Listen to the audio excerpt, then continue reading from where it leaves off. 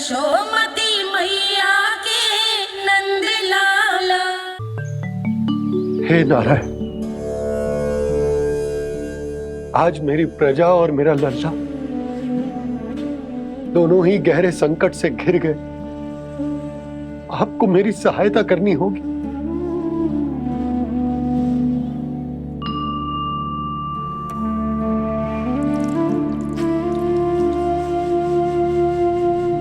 प्रभु, पिता होने का कर्तव्य मुझे एक दिशा में धकेल रहे है तो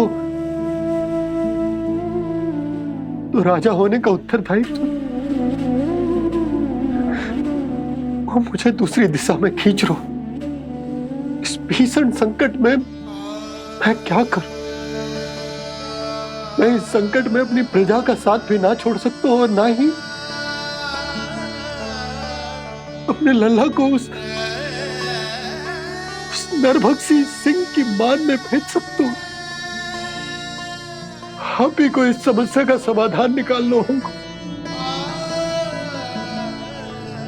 जय शालिग्राम मुझे मेरे मैया बाबा ने दिया था और उन्होंने कही थी कि जब भी कोई संकट आएगा ना प्रभु, तो इसके रूप में आप मेरा हाथ पकड़ लोगे और मुझे बताओगे कि क्या करना है, कैसे करना है। आज मुझे आपके मार्गदर्शन की आवश्यकता है प्रभु। मुझे मार्ग दिखाइए। बाबा और राजा होने की सुविधा में मैं बटा जा रहा हूं। मेरे इस धर्म की नौका जो झंझावात में फंस गई है, उसे पार लगाइए नारायण। रक्षा कीजिए नारायण।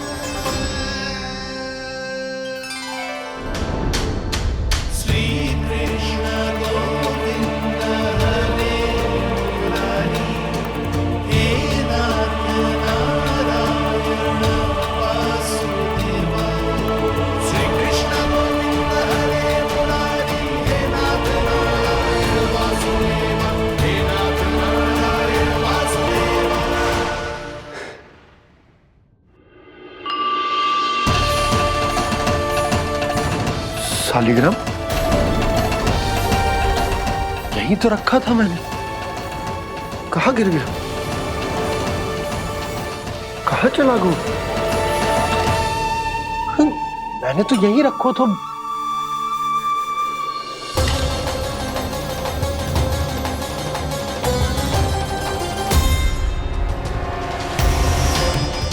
कान्हा, तू यहाँ क्या कर रहा है? शालिग्राम देखो तूने?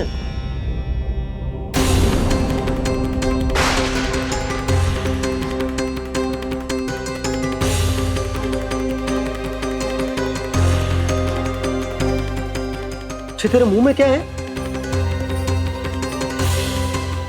कान्हा, कहीं तूने शालिग्राम मुंह में तो ना ले लियो? हे नारायण, क्षमा करना, अबोध बालक। जी क्या करो कान्हा तूने? बाहर निकाल शालिग्राम। लल्ला, जी अनुचित है। यदि वो तेरे कंठ में चला जाएगा तो तेरी सांस। लल्ला, ला बाहर निकाल। अच्छो बालक है ना तू? हाँ? ला। अरे तेरी मैया को पता चलेगा ना तो वो कहेगी कि ना तो प्रजा का ध्यान रख सकते हो ना ही अपने लल्ला का। लोभ के फंदे में चारों ओर से जकड़ गए थे हम। भविष्य के स्वप्न देखते देखते अपने जीवन का सबसे बड़ा भूल किया है हमने। यशोदा और नंद भैया ने आप सबको समझाने का कितना प्रयास किया था, और यहाँ तक कि छोटे कान्हा ने भी हमें कितना समझाया, लेकिन हमने उस दुष्ट व्यापारी को अपना सारा वचन दे दिया। मुझे तो सबसे पहले अपने घर में बिठा कर ही समझाया था उन दोनों ने। कही थी कि कोई किसी भी वस्तु का दुगना मूल्य क्यों देगा, पर मैंने उनकी एक भी ना सुनी। आप ही बताओ रोहिणी जी, अब किस मुंह से क्षमा मांगूंगी मैं जशोदा जी से? क्षमा मांगने की कोई आवश्यकता ना था।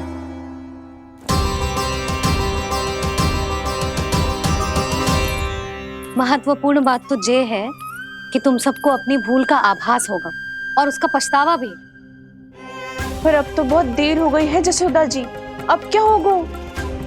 जिस सुनहरे भविष्य के लिए हमने उस कपटी व्यापारी के सामने अपने नारायण के नाम का वचन दिया था, उसने वही भविष्य लेके राजा कंस के पांव के नीचे रख दियो है। संतुष्ट सुखी जीवन जी रहे थे हम। बछड़ों को उनके भाग का दूध मिलता था। हमारे बच्चे जितना चाहे दूध दही माखन खाते थे। अब उनके मुंह का निवाला छीनकर उस दुष्ट कंस को देना पड़ेगा चिच्ची। ना, नारायण की कृपा से तेरी जसोदा जिज्जी के पास गैयों की कमी ना है। मैं अपने घर का सारा गोधन पूरे गांव के साथ बांटूंगी। किसी भी बालक के मुंह से निवाला ना छिने को। नारायण की कृपा से गोकुल का एक भी प्राणी वंचित ना रहेगा। हाँ नहीं तो देख कान्हा, बाबा का कहना मान ले।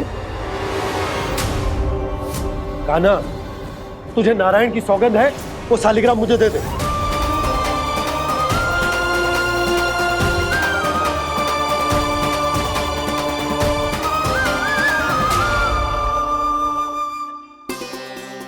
क्या करो लल्ला तूने?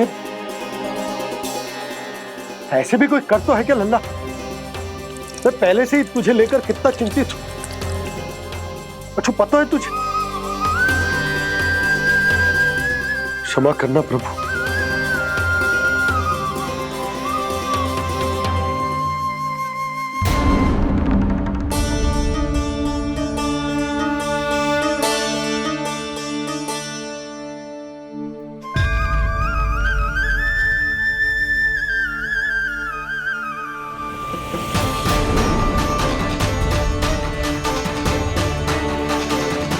ये क्या कर रहे हो लल्ला? नारायण की मूर्ति कहाँ गई?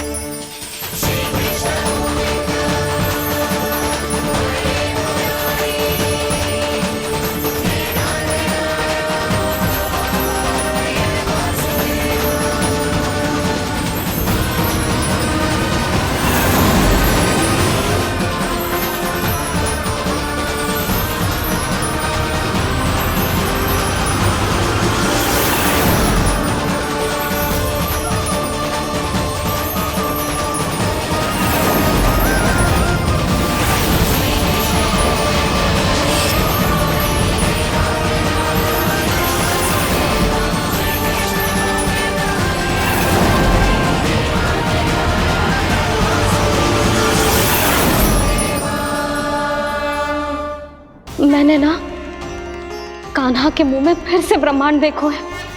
मैंने तो ये भी देखो कि श्री नारायण गोकुल में हर स्थान पे है। जहां देखो वही नारायण। जिनके मुख में त्रिभुवन है, जो सारी सृष्टि का संचालन करते, मैं उन्हीं की चिंता कर रहा था।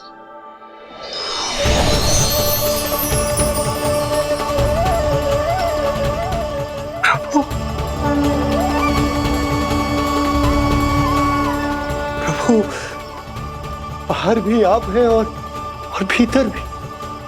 मुझे क्षमा कर दो प्रभु, क्षमा कर दो। इस सांसारिक माया में आकर मैं भूल गया था, जिनके पास सारी समस्याओं का समाधान है, जो किसी भी संकट को क्षण भर में समाप्त कर सकते,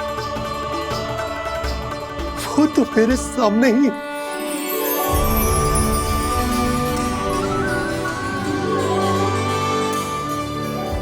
समस्या कैसी भी क्यों ना हो, चिंता समाधान नहीं, बाधा होती है। इसलिए चिंता मत कीजिए बाबा।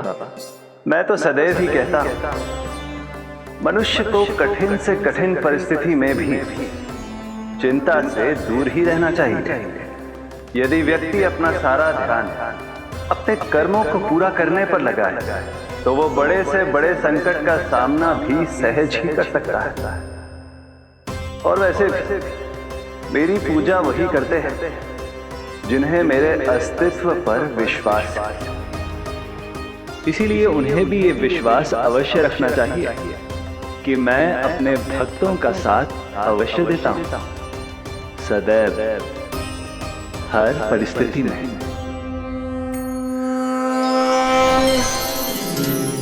मैं आपके साथ ही हूँ बाबा।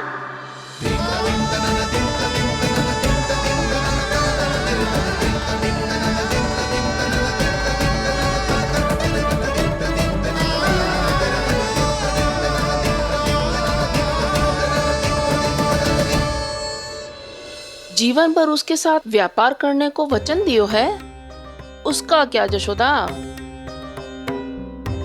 और उस दुष्ट कंस और उसके व्यापारी ने जो समस्या उत्पन्न की, उसका क्या?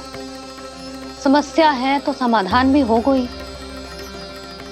मैंने तो कही थी ना मौसी, जो हमारे समझ में ना आए उस समाधान का दायित्व भगवान नारायण पर छोड़ देना चाहिए।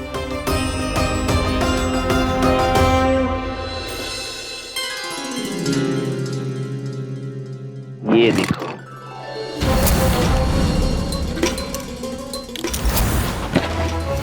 ये आभूषण, मोती, ये स्वर्ण उपहार में देने का सामर्थ्य किसके पास होगा? कंस महाराज, तुम देख लेना, मैं इस घर को महल बना दूंगा, सब झटक लूंगा। कान्हा, तुम तो अंतर्यामी हो, सब जानते हो। बताओ ना, कैसे मैं गोकुलवासियों की सहायता करूं? कोई उपाय सुझाओ। तुम्हारी ये रहस्यमयी मुस्कान बता रही है कि तुम्हारी लीला पहले से ही आरंभ हो चुकी है ना? अपने कर्मों का फल सभी को भोगना ही पड़ता है बाबा, चाहे वो अच्छा हो चाहे वो बुरा। तुम सभी चिंता मत करो। जो अन्य व्यक्तियों के साथ बुरा करते है ना, उसके साथ देर सवेर बुरा ही होता है। और जिस हाथ से उस षड्यंत्रकारी ने तुम सबका दूध दही माखन लियो है ना, जल जाएंगे वो हाथ, जल जाएंगे वो। दोनों पिता पुत्र का इसी से स्वागत करूंगा।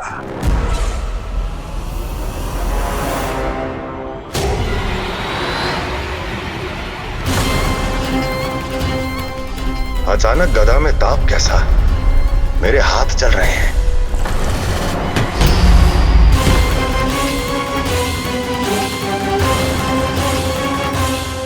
और वो व्यापारी जो तुम सबके शांत जीवन में भूचाल बन के आओ है, स्वयं शांति से थोड़े ना बैठ पाएगा। अरे उसके जीवन में उस षड्यंत्र से बहुत अधिक भयंकर भूचाल आएगा।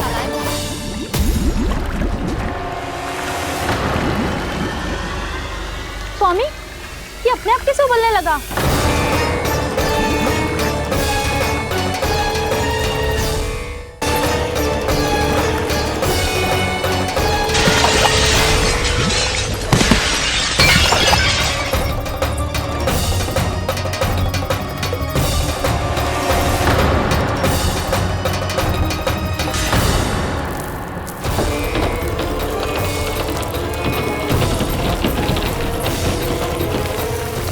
स्वामी, आप इस घर को महल बनाने का स्वप्न देख रहे थे, लेकिन ये खंडर बन गया। आप जिसके साथ मैत्री का संबंध स्थापित करके आए, वो कोई महान सम्राट नहीं, दुष्ट है। दुष्ट?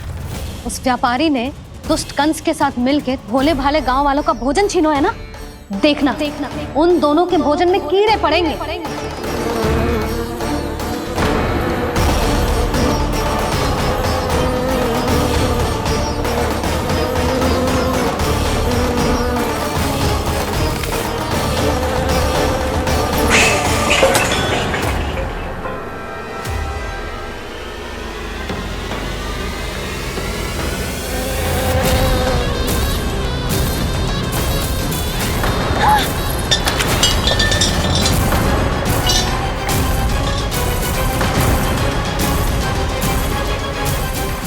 स्वामी, घर गया, जीविका का साधन गया, अब क्या जाएगा हमारा जीवन?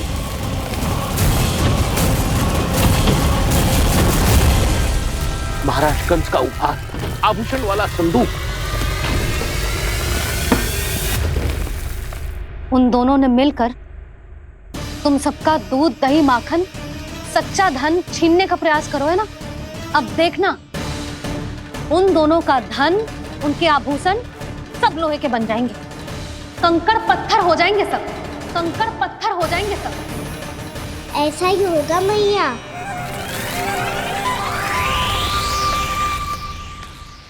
मेरे ग्राहक। लेकिन स्वामी, ये इतने क्रोध में क्यों दिखाई दे रहे हैं?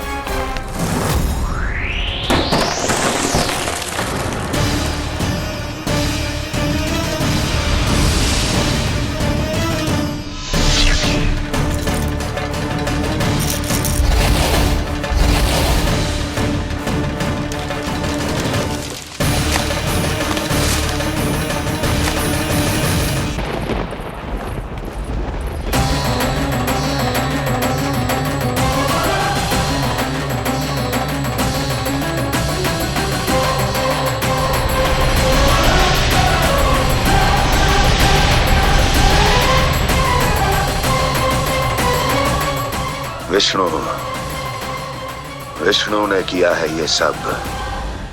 कंस ने जो किया है उसका दंड वो अवश्य भोगेगा, उसका दंड वो अवश्य भोगेगा, दंड वो अवश्य भोगेगा।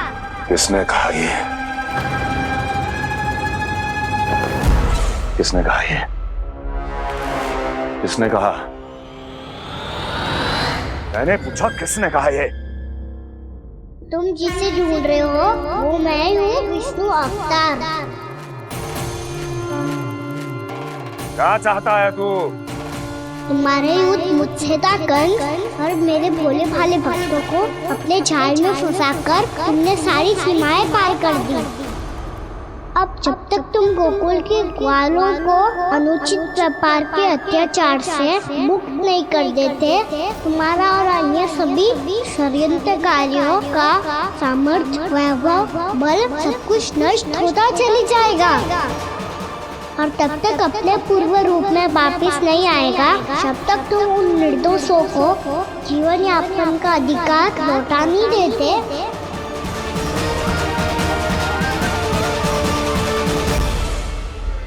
महाराज, दूध दही माखन सब कुछ पूरी तरह से सड़ गया है। महाराज, सारा अनाज, फल और सब्जियां सब नष्ट हो चुकी हैं महाराज। महाराज, महल का सारा पेयजल दूषित हो चुका है। छल है ये। ओ विष्णु अवतार हमें अपने माया जाल में फंसा रहा है। ऐसी सड़ी हुई मिठाइयां मैंने आज तक नहीं खाई हैं।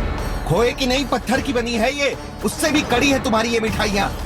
आज के बाद कभी मिठाई नहीं लेंगे।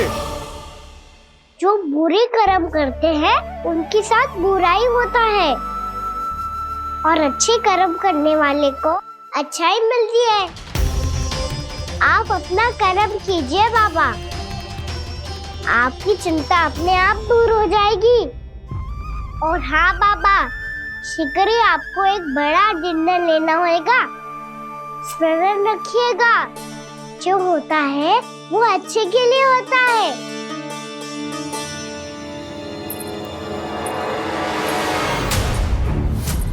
बाबा, मैया आ रही है, क्या करूं?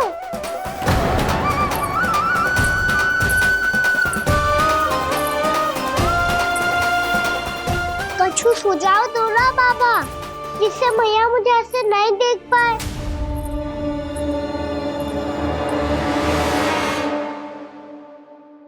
सुनो जी, आपने पुकार लगाई थी क्या?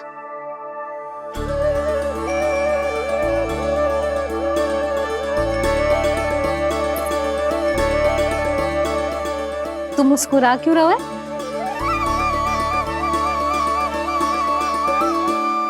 और आप भी बदले बदले से दिख रहे हो। पूजा करके तनिक शांति मिली ना? शांति ही नहीं यशोदा, प्रभु नारायण ने मुझे समस्या को समाधान भी दे दिया। मैं बस अपना कर्म करूं। कल कंस से मिलने मथुरा जाऊंगा मैं। उस दुष्ट अत्याचारी से मिलने जाओगे आप? ना ना, मैं आपको उससे मिलने ना दूंगी। देखो ना आपने कैसे हमारे गांव वालों को फंसाओ है उसने। अवश्य ही आपको भी उसी उद्देश्य से बुला रहे हैं। आप मुस्कुरा रहे हैं प्रभु? कुछ देर पहले ही तो मैया सभी को मुझ पर अर्थात श्री नारायण पर विश्वास करने की सीख देकर आई है। अब देखो स्वयं भी चिंता करी है ये। चिंता मत ही करो यशोदा, मुझे श्री नारायण किसी भी जाल में ना फंसने देंगे। वो तो यही है हमारे साथ।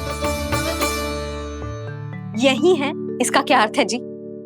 तुमने कही थी ना कि तुमने उन्हें हर जगह देखो, हमारे घर में, गोकुल में, तो इसीलिए तुम चिंता ना करो, मुझे अपना कर्तव्य करने दो। कल भोर होते ही मैं मथुरा निकल जाऊंगा।